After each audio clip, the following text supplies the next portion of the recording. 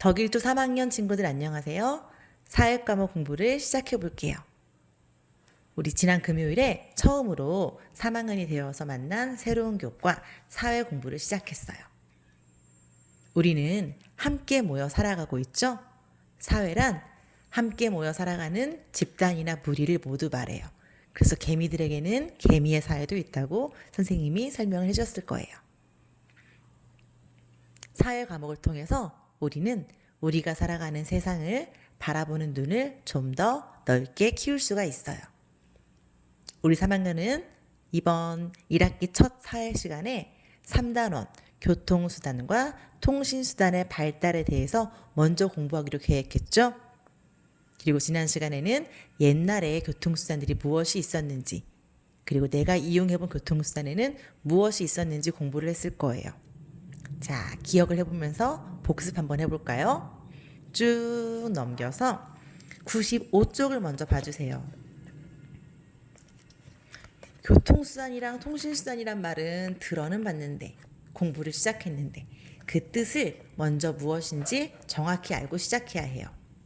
아마 지난 시간에 잘했던 친구들은 여기 빈칸에 교통수단이 무엇인지 설명을 써보았을 거예요.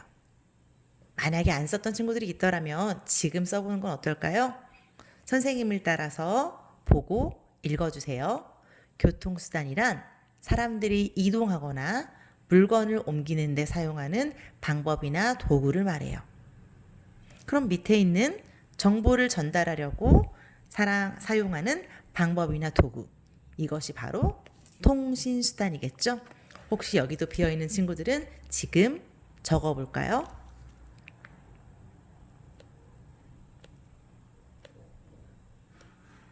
통신수단. 잘했습니다. 이 중에서 지난 시간에는 옛날 사람들이 사용했던 교통수단을 알아보았을 거예요. 넘겨볼까요? 옛날 사람들은 직접 사람의 힘을 이용해서 가마를 타고 가는 경우도 있었고요. 동물의 힘을 이용하는 것, 말을 타고 가는 경우도 있었고, 사람들이 직접 노를 저어서 이동하는 뗏목, 이렇게 나무 기둥들을 엮어 모아서 만든 배를 뗏목이라고 해요. 요즘엔 놀이공원이나 관광지, 유원지에 가면 볼 수 있는 것들이죠. 또 바람의 힘을 이용한 돛담배를 이용하기도 했고, 주로 옛날에는 사람이나 동물, 자연의 힘을 이용해서 교통수단을 사용했었어요. 넘겨볼게요.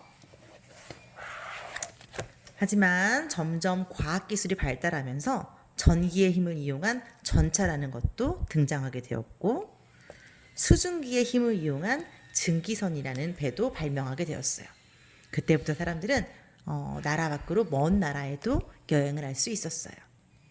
그리고 드디어 라이트 형제에 의해서 발명되었던 비행기, 점점 발달해서 사람들은 비행기를 타고 하늘을 날아서 먼 곳으로 빠르게 갈 수도 있었어요. 이렇게 옛날에는 다시 한번 정리해보면 주로 사람이나 자연, 동물의 힘을 이용했었고, 점점 과학이 발달하면서 오늘날과 비슷한 교통수단들도 생겨났어요. 이제 오늘은 요즘 우리들, 오늘날 사람들이 사용하는 교통수단, 무엇이 있고 어떻게 이용하는지를 알아볼 거예요. 선생님은 오늘 여러분과 공부를 하려고, 물론 온라인 수업이지만 학교에 오면서 교통수단을 이용했어요. 선생님 집은 효자동이에요. 효자동에서 여기 덕진동까지 올 때 선생님은 여러 가지 교통수단 중에서 선생님의 승용차를 이용해서 학교에 왔어요. 우리 친구들은 주로 어떤 교통수단을 이용하고 있나요? 부모님이 가지고 계신 승용차, 혹은 트럭, 혹은 학원이나 다른 곳에 갈 때 사용했던 버스, 택시, 시내버스 등을 이용하고 있을 거예요. 또 멀리 여행을 가본 경험이 있는 친구들은 비행기를 타본 적도 있었겠지요. 넘겨볼게요. 다양한 사람들이 교통수단을 이용하는 모습이에요. 맞아요. 기차를 타고 다른 지방으로, 다른 고장으로 가는 친구들도 있었을 거예요. 주로 많이 사용하는 것은 대부분이 승용차, 자가용을 타고 있겠죠? 우리도 유치원 때, 1학년 때, 2학년 때 친구들과 함께 버스를 타고 현장 학습을 가기도 했었어요. 얼른 여러분과 학교에서 만나서 또 함께 버스를 타고 다양한 곳으로 체험학습을 가고 싶은 마음이 갑자기 올라오는데요. 많은 물건을 나를 때에는 트럭을 이용하죠. 트럭은 사람이 타는 것보다 짐칸이 훨씬 넓어서 여러 가지 짐들을 날라줄 수 있어요. 요즘에는 선생님은 택배를 날라주시는 기사님들의 트럭을 자주 보고 있어요. 아까도 이야기했었던 비행기는 주로 멀리 있는 곳을 갈 때, 우리나라에서도 멀리 떨어진 제주도에 갈 때, 혹은 다른 먼 지방에 갈 때도 쓰이지만 해외에 나가는 경우에 주로 비행기를 이용합니다. 이건 우리 전주에는 없어요. 전주보다 조금 더 큰 도시들, 서울이나 부산, 다른 도시들에는 많은 사람들이 한꺼번에 이용하는 경우가 많기 때문에 전철을 이용하고도 해요. 전철도 역시 기차처럼 철도 중에 하나예요. 그리고 주로 땅 속을 이동한다고 해서 지하철이라고도 불리죠. 그리고 직접 다른 곳으로 이동할 때 배를 타기도 해요. 바다를 지날 때, 강을 지날 때.